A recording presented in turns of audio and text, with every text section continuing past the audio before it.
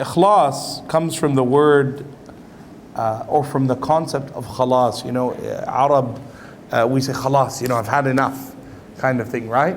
And the word ikhlas comes from that same meaning, that you give up everything except Allah when it comes to the matters of worship, the matters of faith, and the matters of importance in our life. And our attention to Allah subhanahu wa ta'ala, this concept of ikhlas, is that whatever you invest between you and Allah, He will provide for you in that equal capacity and greater. Sometimes people fail to understand that when you give 2 rak'ah to Allah, and you've given Allah, you know, these 5 minutes that other people haven't.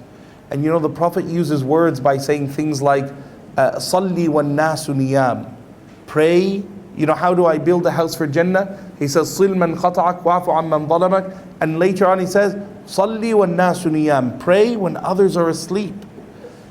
Because it performs and it builds that ikhlas, that connection between you and Allah, that it is similar to being the Khalil. You are alone in private with the one you love. And in that moment, you show Allah the trueness of your character. No one remains upon secretive, private acts of worship consistently except that they are chosen by Allah. And I want you to almost feel a sense of joy. You know, the Imam, they talk about Allah saying, Kul bi fadlillahi wa bi rahmatih.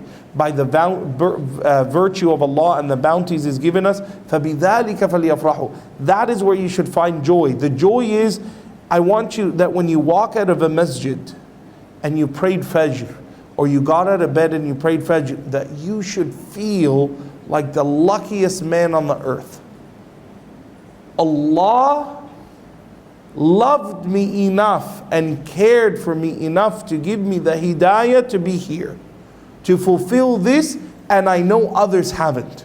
And it's almost as if you feel this connection with Allah, that there's this farah, my heart is full of joy that Allah loves me enough to include me in the salihat, in the righteous deeds. And that was the way of the Prophet Muhammad sallallahu alaihi wasallam. I'll give you a funny story. It's not funny, but it was a good learning lesson for me. I used to translate, you know, I still do, alhamdulillah, but in my younger years, I used to translate for some of the ulama when they would come to America or Canada. I was a teenager, maybe 17 or so, 16. This is long time ago, brother. And I was in New York, and I thought the organizers of the conference, when they gave me the key to the room, that this is my hotel room. It wasn't my hotel room, but they saw that I was tired and it was late, and they knew that the person who the hotel room belongs to is my teacher, who I used to study with personally. So he was still on a plane coming in from Egypt, and I was there 4 or 5 hours before he came. So they said, here's your room. And so there I was in bed, you know, sleeping, 3 o'clock, 4 o'clock in the morning, sleeping. And at first, I heard this sound in the room. You know when in hotel rooms there's usually a hallway and then it opens to the room? So near that door, at the beginning of the hallway, in the dark of the room, I hear this, you know, it sounds like something. And I didn't have my glasses on and the room was dark. So I started reading Ayatul Kursi, Allahu and I'm reaching for my guy, I want to put him on. And then I hear it, and it sounds like someone. It sounds like someone is crying. Someone is weeping. And immediately I knew it's, my Sheikh, Allah yarhamu, Sheikh Muhammad Safat Nuruddin. He had come in, saw me sleeping, picked up an apple, had an apple, made his wudu, and he did what comes naturally. His whole life, what does he do? He prays to Allah at night. He slept for a couple of hours, woke up, did his wudu, began to pray. And there's a student like a pancake.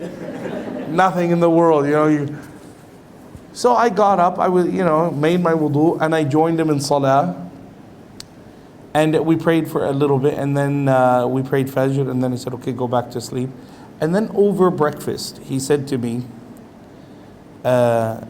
you know, Sufyan al-Thawri, he was, mashallah, Allah yarhamu, he was very, had refined adab in his counsel. He didn't say, what's wrong with you? You sleep all night like, you know. He said, you know, Sufyan al-Thawri used to hate and used to fight with himself for 20 years to wake up for tahajjud. Every day he would wake up at night to pray, and he would have to fight with himself. جاهدت نفسي أن أقوم الليل 20 عاما. I fought with myself for 20 years to wake up for Fajr. وَلَمْ أَذُقْ لَذَّةً. And not once in those 20 years did I enjoy it. Until finally, after 20 years of struggling, I began to enjoy that prayer by night. And it was the way of the Sheikh saying to me, look, don't let your life go by snoring. Right? It was, you know, it's about Ikhlas. So Ikhlas has to be something that you do private. And those who are, inshallah, upon righteousness, they will have better in their life practice than what other people know of them. So in your life, in my life, we should do better between us and Allah in the things people don't see and don't know than in the things people see and know.